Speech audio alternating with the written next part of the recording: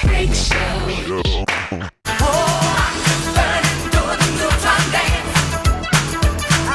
I'm Damiana Garcia. I'm here with the fabulous visionary, composer extraordinaire, and grand artiste, Allee Willis. How you doing, Allee? Right, I'm fine. How are you? Well, I gotta tell ya, your house is the stuff of legend. I feel very fortunate to be here today. Thank you very much. It's called Willis Wonderland because I wrote the song Boogie Wonderland for Earth, Wind, and Fire. And that, along with September, which I also wrote, is what allowed me to get this house. I see. So this is the house that Earth, Wind, and Fire built. Without question. And that was only the beginning, because from there, I mean, your discography, it blew my bob off, I gotta tell you. Truly. Blew my bob off. Oh, I had to pick it off the ceiling. I mean, from the Pet Shop Boys, the Pointer Sisters, Taylor Dane, Dusty Springfield, Cyndi Lauper, Boy George. I mean, the list goes on and on. Patti LaBelle. Yeah, well, Patti LaBelle really discovered me. Bonnie Raitt actually was the first person ever to do my songs, but Patti LaBelle introduced me to Herbie Hancock. This was like in 1978, and that led directly to Earth, Wind, and Fire, and then that's when the whole thing exploded. And this house, I don't think you know this, take the Valium now. Oh, okay. I'm bracing myself. Was built in 1937 as the party house for MGM. Is that so? So many a legend has passed through here. Well, also, I gotta tell you, this house is really a monument to your love of kitsch. I mean, from wall to wall, from floor to ceiling. Absolutely. And that must have fueled your creating the Allee Willis Museum of Kitsch. Yes, it's AWMOK, Allee Willis Museum of Kitsch.com, and I'm very dedicated to it. I curate new things every day, and then I comment on everything, and then conversations begin around that. Allee, I love it. It sounds like Facebook for Kitsch. It absolutely is, with a really cool group of people. And that brings me to my next question. Can I have a little house tour of my own? Yes, you can. You want to go to see the recording studio? I'd love to. Here we go.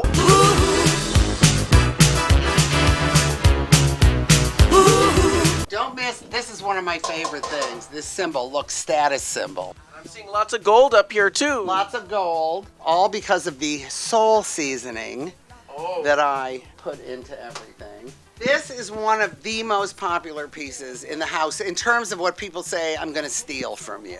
Could not be better. All of these drawers, every single drawer in the room is filled with like vintage percussion. Oh, There we go, first record. we're jamming. This is Sammy Davis Jr.'s honest to God last stash of marijuana. Oh, and you have it. And I have it. That's the most legendary makings of a doobie ever. And I keep it in a very expensive case. Not very fancy. Do you know about Bubbles the Artist? Bubbles is your alter ego. I have an alter ego named Bubbles the Artist who I created in 1999, and I had always loved bad art. Like, do you know the Del Rubio triplets? Well, one of your discoveries. These three 70-year-old something women. At that time 70, and then eventually, older, who wore mini skirts and go-go boots. They were very out of tune, but perfectly out of tune together, completely identical triplets. So I thought, I know how to promote that stuff, so why don't I just be a bad performer? I threw a party introducing my new discovery, Bubbles the Artist, and she did 100 paintings. RuPaul and Lily Tomlin were the two big purchasers. They got like 10 each. And then really for a few years, like throughout the writing of The Color Purple, Bubbles kept me afloat. This was the big still life. This was one of the biggest selling ones, was peanut butter on celery. And a delicious snack, too. Yes, and just such a beautiful still life. Oh. Bubbles, of course, because of my background, I was the manager. So no one knew I was, if you really knew me, you knew I was Bubbles, but otherwise people didn't know. I just said I was the manager, and she was very elusive. Bubbles was your own JT Leroy. Yes. Yeah. I love it. I love it. So it was good. And you have a Jason Messier original. Absolutely. A junk drawer portrait, which he makes out of all your own junk, which needless to say I have a lot of. So, incredible. And here's a jelly bean portrait of me. Oh, that is gorgeous. This is by Mark Blackwell, who I work with. You're such a part of so much of American pop culture, from Beverly Hills Cop soundtrack, which you won the Grammy for, right here. Right there. And then the Friends theme song, the iconic Yes, right here. I'll Be There For You. which I really did not like that song when I wrote it. I just thought, it is the whitest song I ever wrote. Just the last song in the world that I ever thought would be significant in any way, shape, or form. No one thought the show was going to be a hit, and that thing exploded immediately. It was unbelievable. What a godsend. What have I done to deserve that? As Pet Shop Boys sang it best. Yes, absolutely. And you know the story with Pet Shop Boys? I'd like to hear it. I was hired to do their portrait, and while they were posing for me, Neil, lead singer, went, "Oh my God, you're not the Allee Willis on those Earth, Wind & Fire records, are you?" And I said, "Absolutely." So I stayed an extra week and we wrote What Have I Done to Deserve This? Incredible. One of those things. I love that. Well, as a lifetime fan of the Pet Shop Boys, Yeah. I doff my bob to you. Oh, good. Here's the fruit bowl. I love it. Look, very nutritious. You got cherries. Oh, I see apple. Of course. Oh, Hostess, we'll remember it well. Forever. But what I do want to show you is we were talking about Bubbles, and Bubbles also did the ceramics, and this was the best-selling ceramic, was Mr. Isaac Hayes, and look who bought number 7.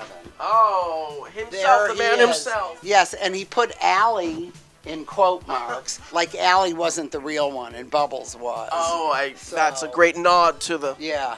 These are original Brown Derby.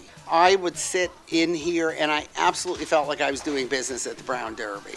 Stepping backwards in time. And then, every cupboard, every drawer, it's all, it's not just surface. It's every conceivable place you would look. There's vintage stuff. There's treasures tucked into every nook. Everywhere. Including the cabinet knobs. Absolutely. Tiki masks. Yeah. I did take the liberty of jeweling their eyes. As one should. One should. I think so. Yeah, it's a fun house to live in. It's a very spirit-lifting house.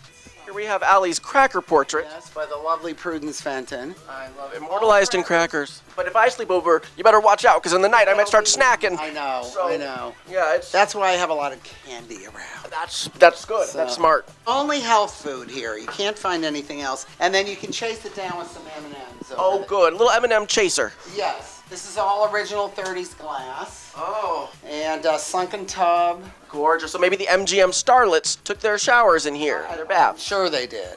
Okay, so come outside. Okay, outside we go.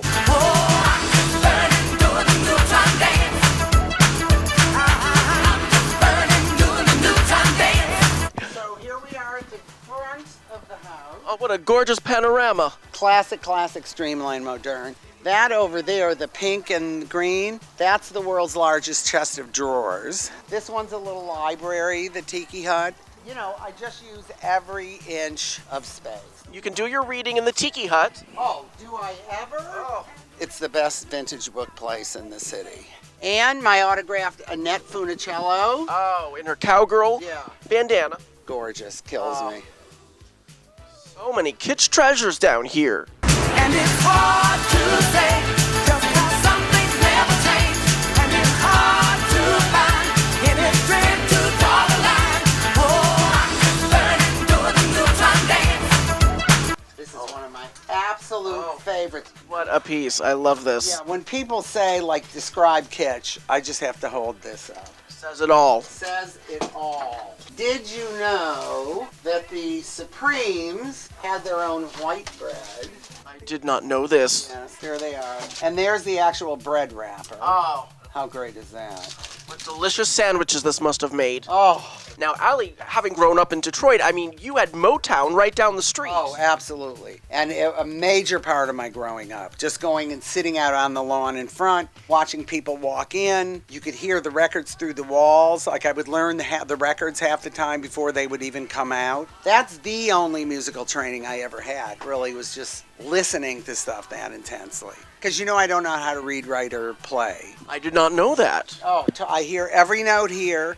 It stops here, which is a kind of frustrating thing if you're the one that writes the music, which I do. But this was taken off the market before it ever went on. Oh. Because it's right when Vanessa Williams had her scandal, That's right. before the cornflakes were coming out. So to find a box of that was really, really rare. That's a find. Yeah. As dolls go, I love this one. Dynamite. This little bathroom, but there is good bathroom memorabilia in there, maybe. Oh, yes, well, that toilet seat. I'm living for this toilet seat. That is an original from Reno, Nevada. Of course, the pussy cone. For the well-groomed woman, of course. Absolutely. This is a good one. Oh. Billy D. That's right. Yeah. Lando. So there's your budget tour. I love it. And so appropriately, here we arrive at this bright pink sunset. Oh my God, how gorgeous. Perfect for your bright pink home. It's gorgeous. What a treat this has been. You know, in your gorgeous pink home and our gorgeous pink outfits with a gorgeous pink sunset. Not many get this tour, folks. That's true. I'm so glad you got to enjoy it with us. This is Damiana Garcia signing off. I'm so happy.